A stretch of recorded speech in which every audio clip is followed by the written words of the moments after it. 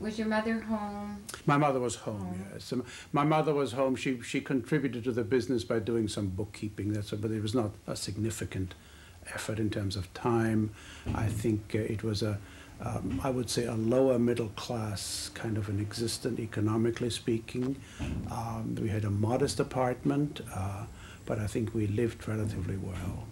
And was it a mixture in the apartment, or was it all Jewish families? Oh, no, no, it was very mixed, very mixed and indeed. You played with all kinds of kids? Yes, I played with all kinds of kids, although I would say that in retrospect, the overwhelming majority of my friends were all Jewish. My classmates, essentially, because you went through all the various schools with the same group of people, and I would say that almost exclusively Jewish, yes. There was some mixing. I mean, there was no animosity per se, as I recall, during pre-Hitler days to any large extent.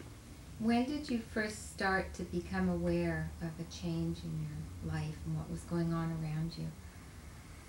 Quite early, because my father was sort of politically very conscious, and I myself and all my friends became interested in politics much earlier than most American youngsters would. I mean, by the time we were 13 and 14, the political commitments were very much drawn among us junior high kids, if you will. What kind of political activity was your father involved in? I really don't know, because, you know, Austria ceased to be a democracy in 1933. And there was a very minor civil war. It wasn't so minor at the time, as I recall, but in comparison to events later, it only lasted a few days. But there was artillery fire in Vienna, for example, in February of 1934. I remember that distinctly as a boy, going out looking for my father, who was always had his nose, according to my mother, his nose into things he shouldn't have had. He should have cared more about his family. I think his orientation was very left-wing. I don't know whether he was a member of this or that or the other illegal socialist or communist organization, but he certainly supported it both emotionally as well as perhaps practically in terms of money and facilities and whatnot. But if you ask me this is just a hunch on my part. Sure. I can't prove it, and no one is there to ask.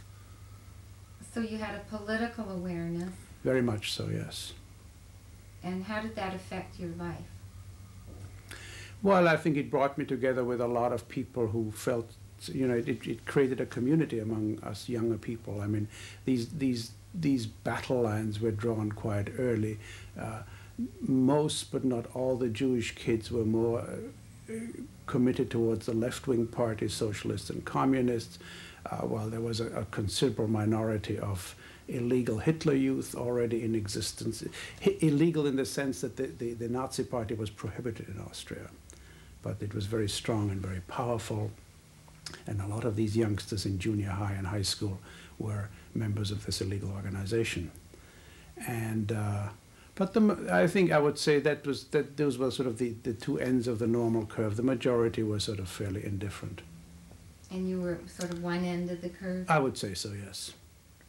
So what would the relationship be? What would happen between the two groups? In our particular school, there were no physical things. I think everybody knew pretty much where everybody stood, but there were no fisticuffs. There might have been words, but there was it was not violent, I'm happy to say. So up until the time you were 13, 14, yeah, almost 15, your life was normal? Relatively normal. We went through a very serious depression, which affected our family less than anybody. It was a very poor country, you know, extremely poor country. I'll give you an example that I did not know anybody who owned an automobile. I mean, there were automobiles around, but I didn't know anybody who owns it. I knew somebody who owned a motorbike. It was a big thing. I remember finally getting a telephone. That was a big thing. It was justified that we really needed it for the business, so you could communicate. But it was, I mean, so it was compared to life in the United States, even during the worst of times, it was much poorer than that.